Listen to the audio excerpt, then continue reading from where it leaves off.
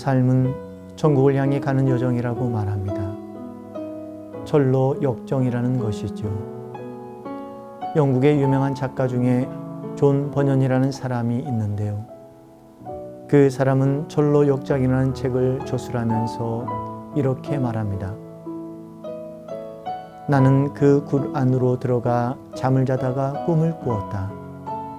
꿈속에서 나는 한 남자를 보았는데 무거운 짐을 지고 책 한 권을 들고 있는 그는 이윽고 책을 펴서 읽기 시작하였다. 그러더니 갑자기 몸을 떨며 울고 있었다. 슬픈 목소리로 어찌해야 하나, 이제 나는 어찌해야 하나 하며 울부짖습니다. 이 책의 주인공인 크리스찬은 성경을 읽고 자신의 죄가 무엇인지 깨닫고 자신의 등에 있는 삶의 무게, 무거운 죄의 짐을 벗고자 노력합니다. 크리스찬은 성경을 읽는 그대로 믿었으며 자신이 가졌던 고민을 아내와 자식들에게 털어놓습니다. 우리는 어떻게 구원을 받아야 할 것인가? 우리가 구원을 받을 수 있는 길은 어떠한 길일까? 나 자신은 물론 당신과 여기에 있는 우리 아이들까지 죽음을 맞이해야 하는데 과연 우리는 어떻게 구원을 받을 수 있을까? 고민하게 됩니다. 그렇습니다. 우리들의 삶도 어쩌면 팬데믹 기간 동안 절망의 늪, 고난과 역경의 좁은 문을 통과하면서 죽음을 넘어서 있는 천국을 향해 가는 그러한 길인지도 모르겠습니다.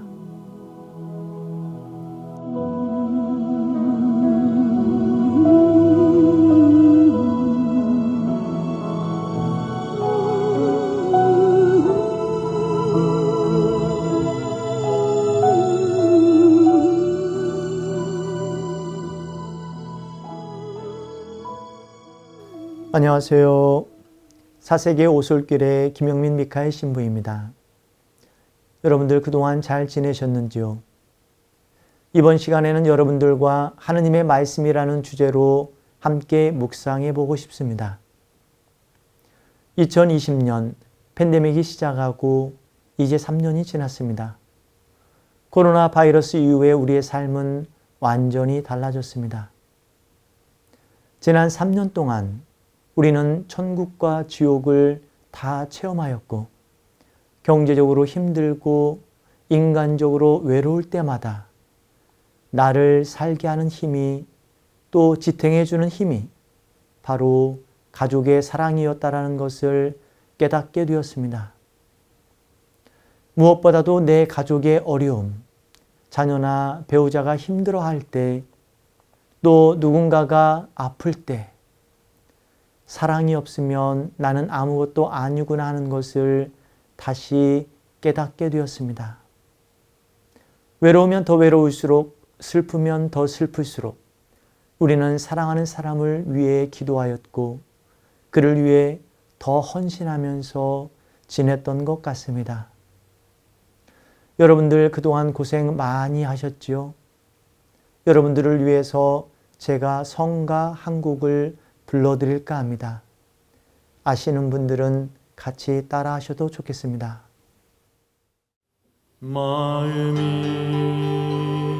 지쳐서 기도할 수 없고 눈물이 빗물처럼 흘러내릴 때 주님은 우리 연약함을 아시고 사랑으로 인도하시네.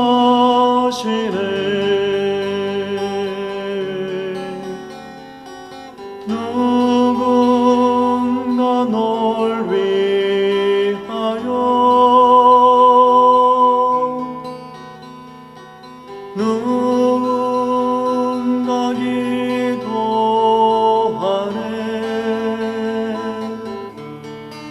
내가 홀로 외로워서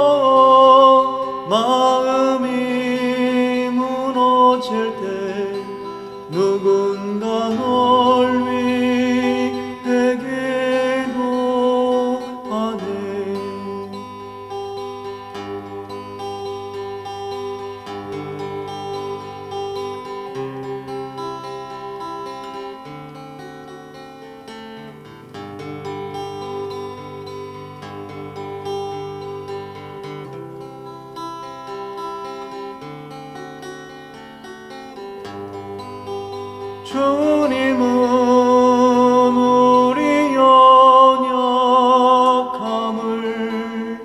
아시고 사랑으로 인도하시네.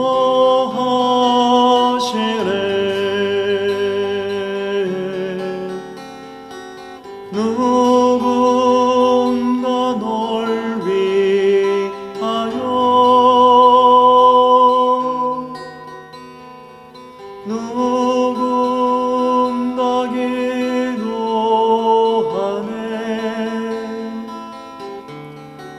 내가 홀로 외로워서 마음이 무너질 때 누군가 널 위해 기도하네.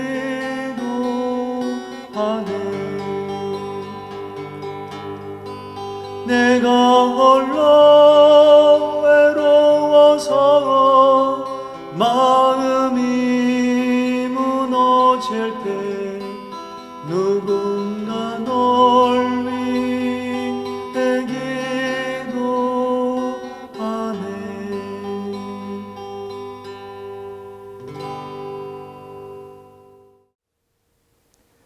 내가 아플 때 나를 아껴주고 사랑해주는 사람, 내가 힘들 때 나를 위해 기도해주는 사람이 있을 때 우리는 다시 영적인 힘을 얻고 위로를 얻습니다.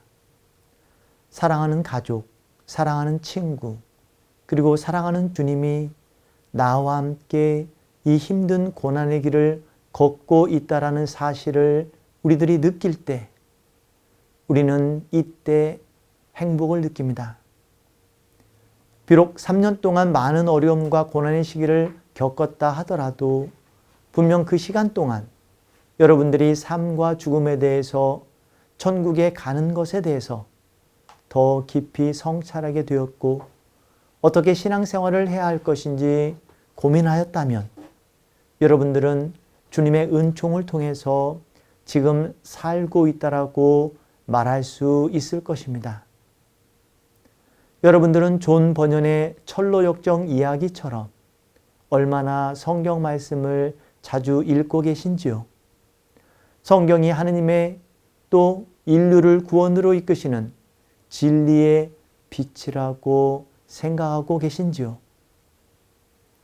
이야기를 하나 들려드리도록 하겠습니다. 작년 7월 미국 애리조나에서 종교인 2,500명을 대상으로 한 리서치가 있었는데요.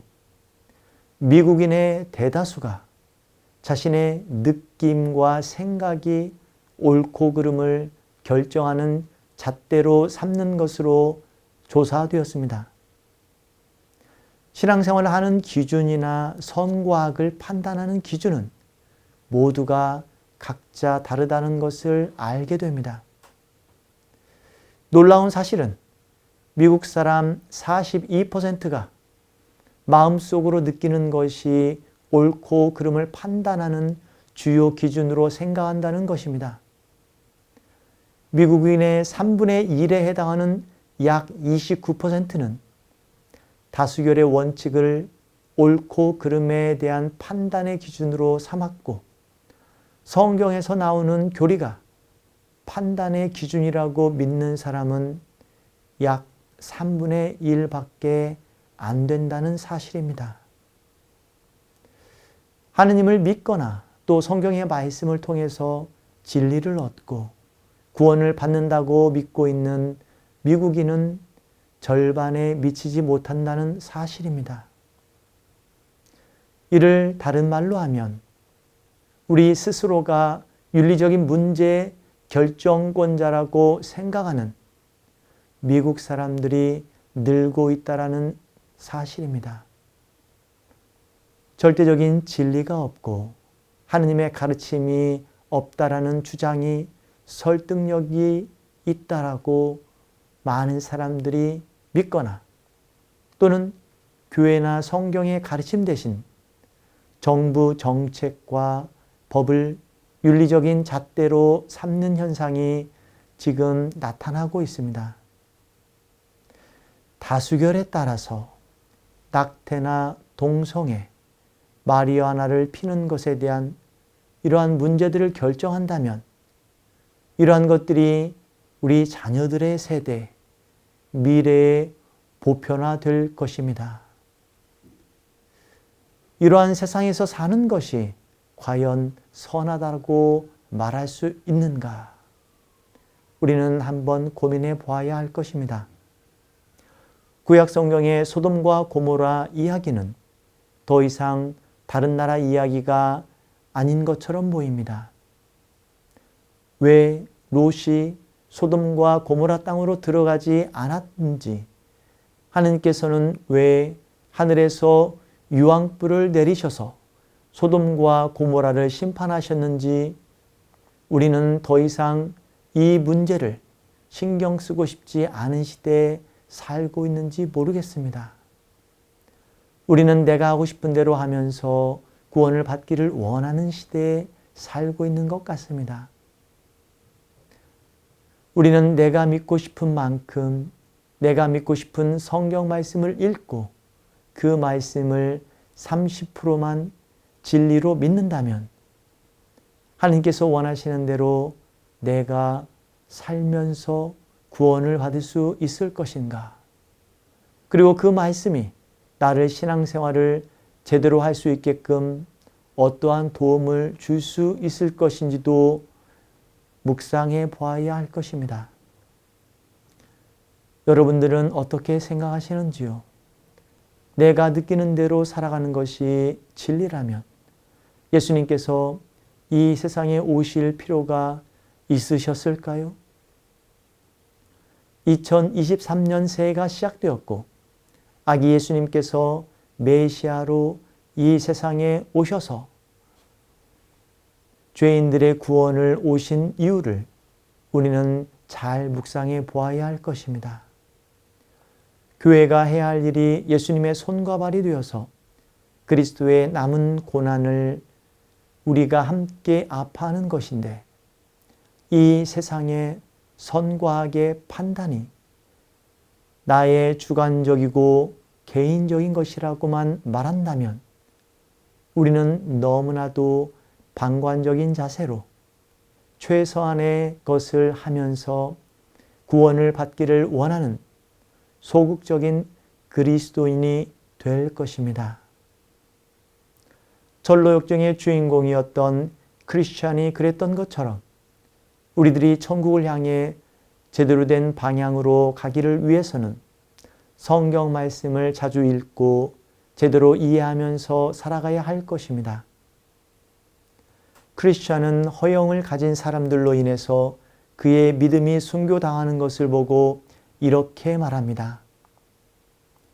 그들은 믿는 자를 감옥에서 끌어내어 그들의 법률에 따라 우선 채찍으로 매질을 가하고 나서 주먹으로 실컷 때리고 피부를 여기저기 칼로 찌르고 돌로 치고 다음에는 대검으로 난도질을 하고 나서 끝으로 화형틀에 묶은 뒤에 살이 불에 타서 재가 되도록 내버려 두었다. 사랑하는 KCB 가톨릭 방송 여러분, 우리가 사는 이 시대는 참으로 불안하고 혼돈의 시대입니다. 진리가 없고 모두가 내 힘으로 구원을 받을 수 있다라고 믿기 쉬운 세상입니다. 그렇다면 여러분에게 메시아이신 예수님께서 베틀레헴에서 태어나신 것은 어떠한 의미를 지니고 있는지 묻고 싶습니다. 예수님께서는 우리가 가장 싫어하는, 숨기고 싶어하는 나의 가장 나약함이 있는 그곳에서 태어나셨습니다. 인류가 이해할 수 없는 가장 초라한 마국간에서 우주의 왕이 태어나신 것입니다. 왜 그럴까요? 우리는 한번 묵상해 보아야 할 것입니다. 요한복음에서 그분은 하느님의 말씀이요 어두운 세상의 빛이십니다. 어린아이가 어머니의 말을 듣고 인생의 의미, 사랑의 깊은 의미를 깨닫듯이 하느님의 말씀을 듣는 사람이야말로 서로 다른 생각으로 분열되고 서로 자기만 생각하는 이기심이 넘치는 세상에 하느님의 나라를 선포하고 하느님의 사랑을 선포할 것입니다.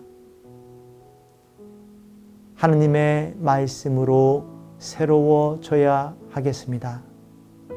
아멘.